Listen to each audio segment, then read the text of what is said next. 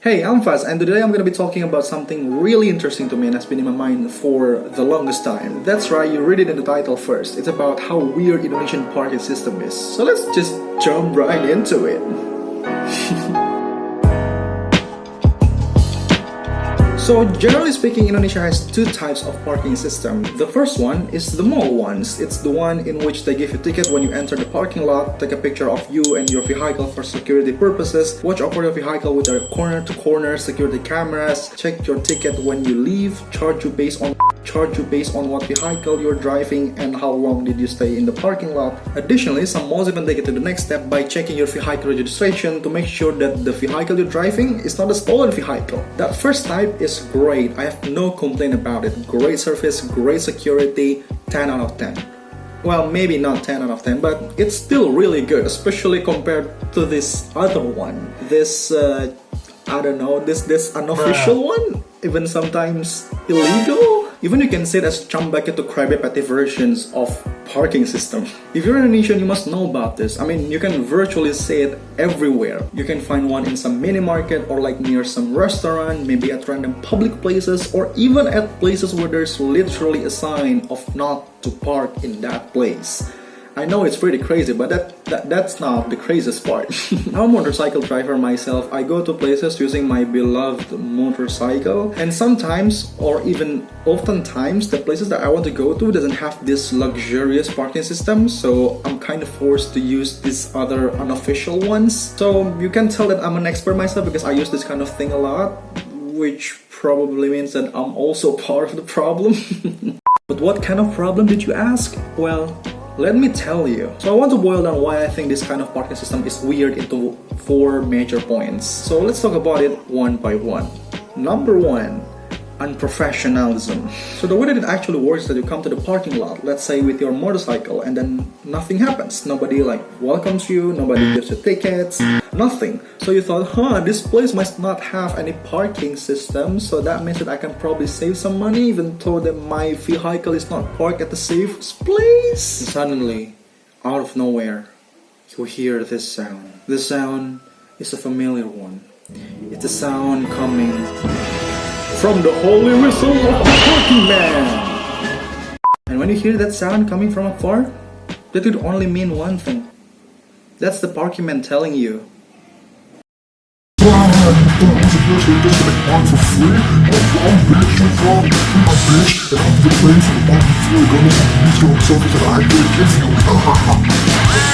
why am I using this? This is my mom's. Okay, not that, but that one annoying sound is to let you know that there is a parking man that you'll have to pay to once you actually leave the parking lot.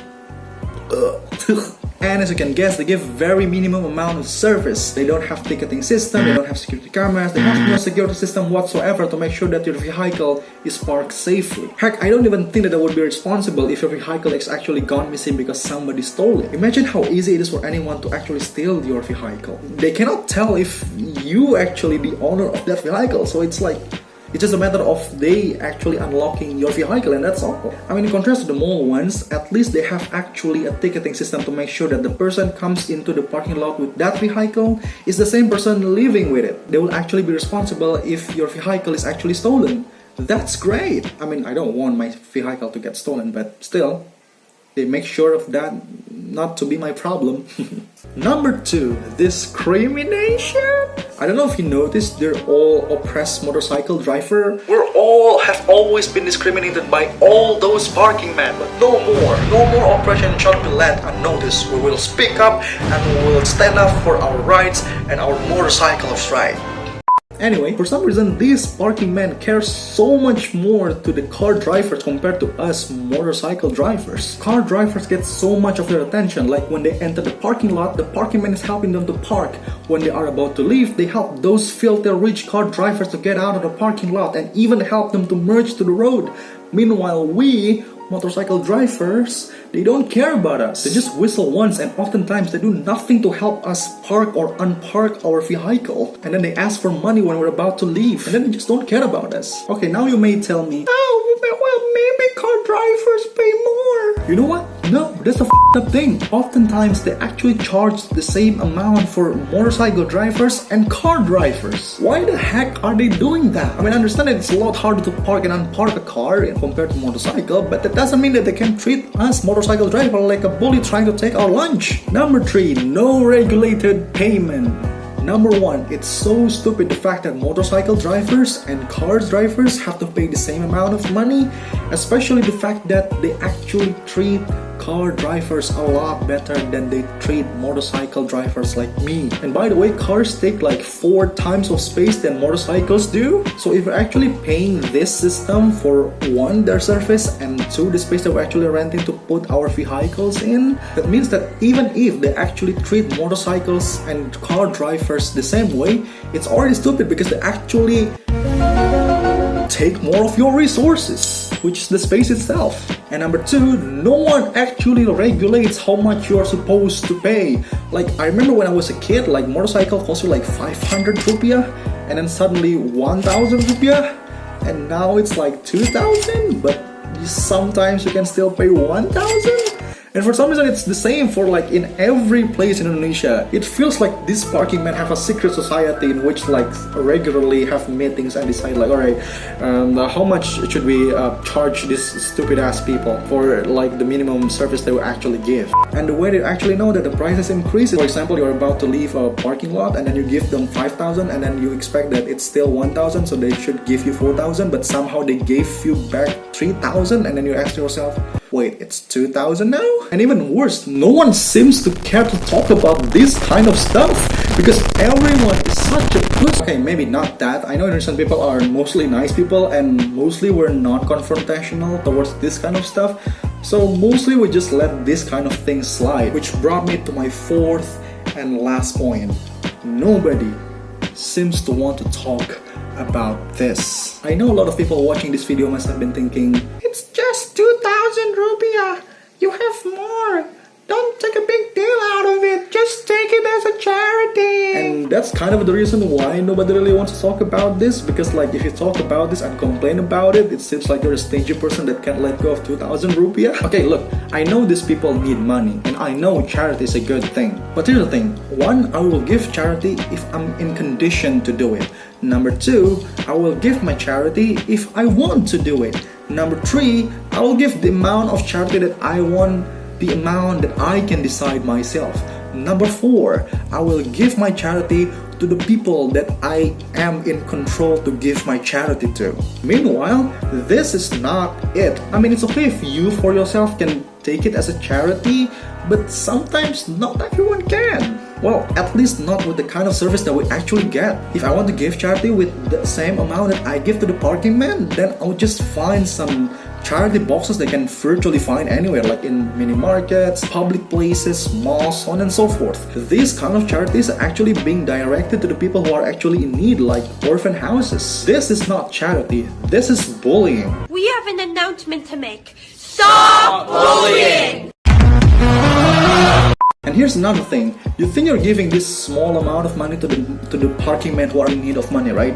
Wrong. In reality, being a parking man is actually a very underrated job. It's even said in this article that a parking man in Jakarta can earn up to 9 million rupiah per month.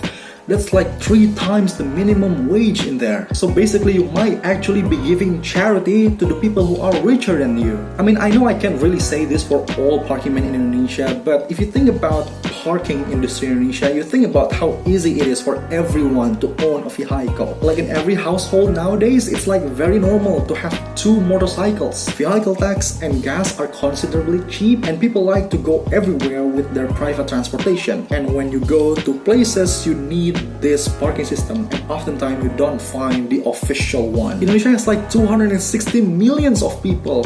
How much do you think that translates to parking money if one vehicle pays 2,000 rupiah? I mean, you can even see some parking men would kill to get their own area of parking lot. Like literally, there are news about that because that's how profitable it is. Get that charity argument out of my face and bury them deep so I can see. Okay, I know I might sound like a real asshole right now, but let me clarify one thing. I do hope that people can actually earn the money that they need. But that's the thing, I do hope that they actually earn the money. Parking system is the process where people pay money in exchange for the service. I really hope that people see it as the way it is exactly, not a charity. I know I've been shitting a lot to these parking men at this point, but don't get me wrong, I do go to a lot of these places and I do find people, these parking men, who are actually genuinely nice people, who are actually giving their best service to me. That sounds kind of wrong, but you get my point. And to these kind of nice parking men, I don't mind giving my 2,000 or even 3,000. I'm saying 3,000 like it's a huge step up from 2,000. I do hope that people are genuinely happier if having this system improved. Right now, it feels like this parking system is the only commodity that doesn't follow the basic economic principle. If the demand of something is high, that means the price will get higher and vice versa.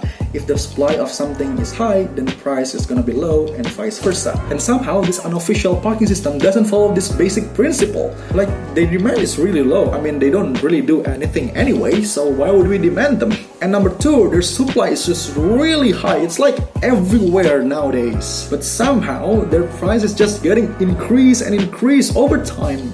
Well, maybe that's not how it works, but you know what I mean. I know the government is kinda starting to fix this by having the parking meter thing at some spot in big cities in replacement to the unofficial parking spot. But boy, oh boy, they don't last long and they have so many problems. To be honest, I don't really know how to fix this. I mean, it's easy to say, let's standardize these things, but is it possible and feasible? I mean, I know that this is such a big problem because if you have parking spot at places where you're not supposed to park, that bound to make some traffic jam, which is like a big problem that we need to solve. Are you satisfied with what we have right now, or do you think there needs to be a fixing that needs to be done by the government? How do you think people should feel about this and react to this? Give me some of your thoughts in the comments below, and I'll see you guys in the next video. Bye!